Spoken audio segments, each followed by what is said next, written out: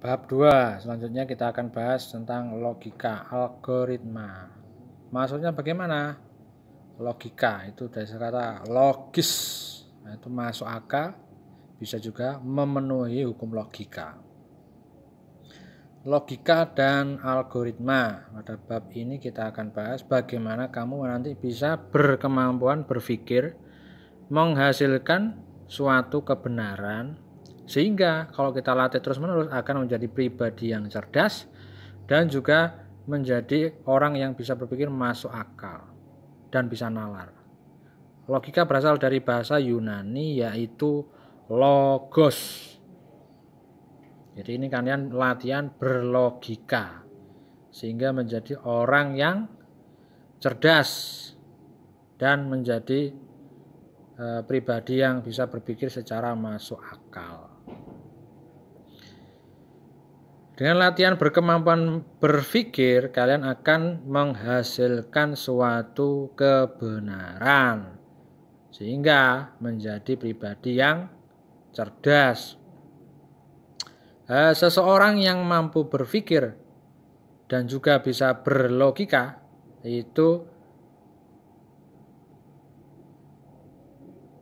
dengan baik, maka dia akan disebut sebagai orang yang pribadi yang cerdas, menjadi pribadi yang cerdas. Kalian di sini akan dilatih, belajar, ya, belajar berpikir benar. Jika kalian terus melatih, selalu berpikir sesuatu hal yang benar, masuk akal, dan nalar, sehingga kalian membuat pikiran-pikiran itu menjadi sesuatu yang baik, ya. Secara tidak langsung, maka pernyataan yang bisa mungkin benar juga bisa juga tidak benar. Apa itu sih logika? Logika itu berasal dari bahasa Yunani yaitu logos. Ilmu. Artinya apa? Ya.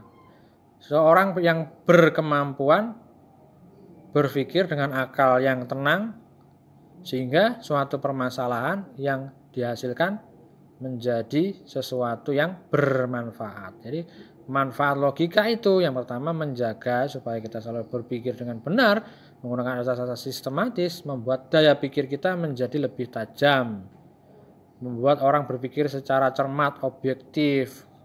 Kemudian yang terakhir bisa meningkatkan cinta kebenaran.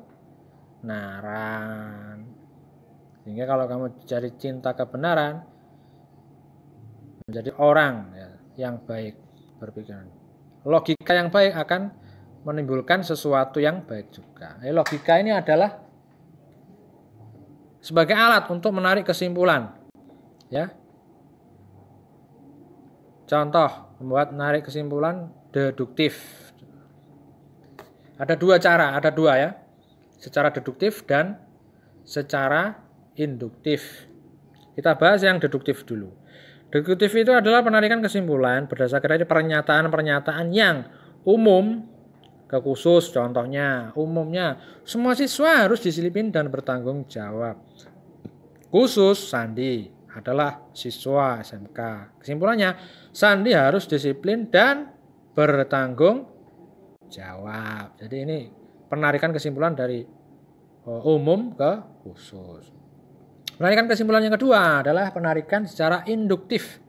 Penarikan kesimpulan yang bergerak dari pernyataan benar, ya, khusus, yang benar ke dalam suatu penarikan kesimpulan yang umum. Contoh khusus, ya. Devi rajin belajar, dia mendapat hasil yang memuaskan. Yuda rajin belajar, dia berhasil mendapatkan nilai yang memuaskan.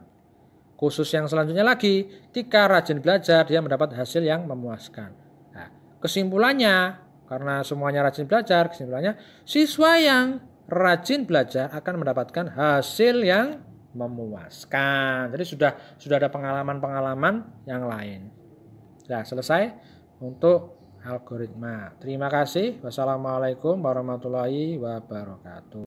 Tugas selanjutnya yaitu adalah kalian harap membuat contoh penarikan secara deduktif dan juga 2 contoh juga untuk penarikan secara induktif dikumpulkan lewat WA atau lewat email.